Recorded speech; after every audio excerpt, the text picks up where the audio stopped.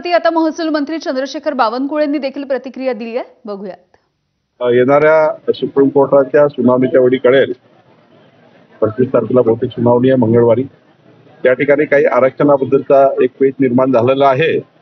मला वाटतं तो पेच सुटला सुप्रीम कोर्टमध्ये तर त्या ठिकाणी लवकर होईल। त्या ठिकाणी निवडणूक आयोग हे त्या ठिकाणी काय निर्णय घेतील मला माहिती नाही, पण ऑलरेडी सुप्रीम कोर्टाने हे सांगितलेलं आहे की 31 जानेवारीच्या आत महाराष्ट्राच्या सर्व निवडणुका घ्या। बातमी आहे महाविकास आघाडी आणि राज ठाकरे यांच्या न जुळणाऱ्या युतीच्या चर्चेविषयीची।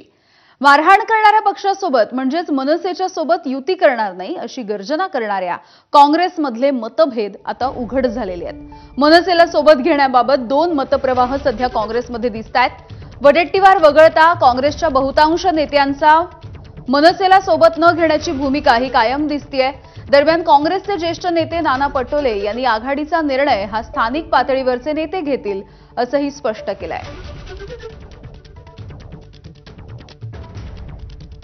बघा, स्थानिक पातळीवर निर्णय घेण्याचे अधिकार आमच्या प्रदेशाध्यक्षांनी दिलेले असल्यामुळे स्थानिक नेते आणि कार्यकर्ते जे निर्णय घेतील त्या आधारावरच ही सगळ्या आघाड्या होतील आणि त्याच्यामुळे स्थानिक स्वराज्याच्या मध्ये कोण कोणाशी अलायन्स केव्हा करेल, काय होईल त्याच्यावरची चर्चा हे आमच्यासाठी नगण्य आहे। तर मनसेला सोबत घेण्यावरून काँग्रेसमध्ये नेमकी काय मतमतांतर आहेत जाणून घेऊया। वर्षा गायकवाड काँग्रेसच्या म्हणतायत की द्वेषाचं राजकारण करणाऱ्यांच्या सोबत जाणार नाही, तर नाना पटोले म्हणतायत मनसे सोबतच्या युतीचा विषय हा नगण्य आहे। विजय वडेट्टीवार म्हणतायत मनसे सोबत युती करून काही स्थानिक नेते पुढे गेलेले आहेत, एकजूट करून लढलं पाहिजे। भाई जगताप म्हणतायत ना राज ठाकरे ना उद्धव ठाकरे, काँग्रेसनं स्वबळावरती लढावं।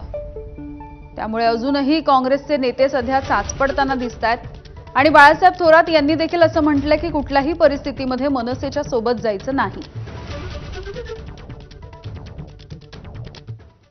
या संदर्भातली आणखी एक बातमी म्हणजे कालच वडेट्टीवारांनी मनसेसोबत युती करण्याचे स्पष्ट संकेत दिले होते आणि अवघ्या 24 तासांमध्ये त्यांनी युटर्न घेतलेला आहे। मनसेसोबत युती करा असा संदेश मला कुठेही द्यायचा नव्हता अशी सावध भूमिका आता त्यांनी घेतली आहे। पवार साहेबांनी जी भूमिका घेतली की आपण आघाडीत लढलो पाहिजे, त्या संदर्भात आपण सगळे मिळून भाजपला हरवण्यासाठी, भाजपसारख्या या धर्मांध शक्तीला संपवण्यासाठी एकत्र येण्याची आवश्यकता आहे आणि त्या संदर्भात आम्ही सकारात्मक आहोत असं माझं मत आहे। मुंबईसारखे मुंबई म्हणजे केरळ राज्याचं बजेट असलेली महानगरपालिका आहे। केरळ राज्याचं बजेट आणि मुंबई महापालिकेचा बजेट हा जवळपास सारखाच आहे। अशा मोठ्या शहरामध्ये युती होत असताना भारतीय जनता पक्षाला हरवण्यासाठी जे काही स्ट्रॅटेजी करायचे स्थानिक पातळीवर करावी एवढंच मला म्हणायचं होतं। मनसेबरोबर युती करा हा कुठेही संदेश मी दिलेला नाही। पुढची बातमी जाणून घेऊयात। नवी मुंबईतली ही बातमी आहे, कारण नवी मुंबईमध्ये छत्रपती शिवाजी महाराजांच्या पुतळ्याच्या अनावरणावरून जो वाद सुरू झालेला होता, या वादाच्या प्रकरणी आज